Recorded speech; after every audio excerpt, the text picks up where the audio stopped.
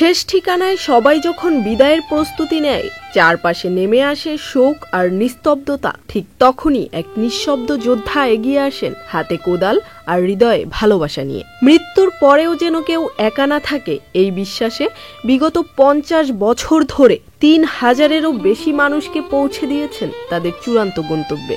তিনি মনু মিয়া শুধু একজন কবর খোঁড়ার কারিগর নন, তিনি ছিলেন প্রস্থান পথের এক নীরব সঙ্গী। কিশোরগঞ্জ জেলার ইটনা উপজেলার আলগাপাড়া গ্রামের এই 67 বছর বয়সী মানুষটি জীবনের সিংহভাগ কাটিয়েছেন মানুষের শেষ যাত্রার সাথী হয়ে।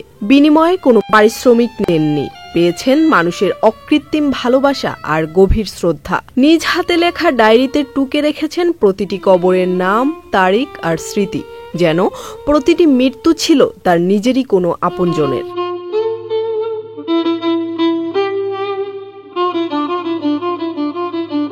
এই নিঃস্বার্থ যাত্রায় তার একমাত্র সঙ্গী ছিল একটি ঘোড়া। দূর দূরান্তে পৌঁছাতে নিজের ধানি জমি বিক্রি করে কিনেছিলেন সেই বিশ্বস্ত সঙ্গীকে। নাম না থাকলেও ঘোড়াটি হয়ে উঠেছিল তার জীবনের ছায়া সঙ্গী।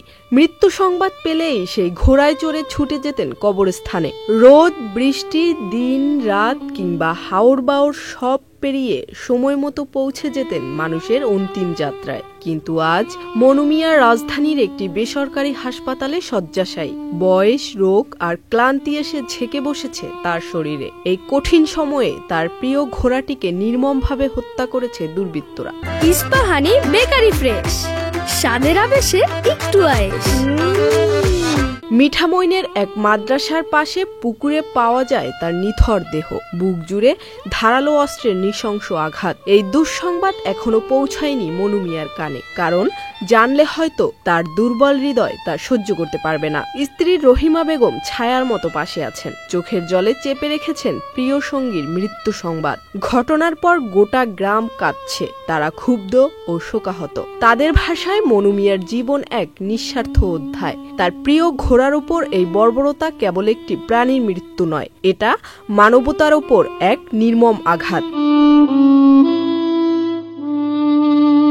পুলিশ জানিয়েছে তদন্ত চলছে, আইনগত ব্যবস্থাও নেওয়া হবে। তবুও প্রশ্ন থেকেই যায়, এই বিচার কি ফিরিয়ে দিতে পারবে সেই বিশ্বস্ত সঙ্গীটিকে? ফিরিয়ে দিতে পারবে কি এক নিঃস্বার্থ সেবককে, তার একমাত্র সহযোদ্ধাকে? মনু মিয়া কেবল কবর খুঁড়েননি, তিনি হয়ে উঠেছেন এক নিঃশব্দ মানবতার প্রতীক, ভালোবাসা, দায়িত্ব আর আত্মত্যাগের এক জীবন্ত উদাহরণ।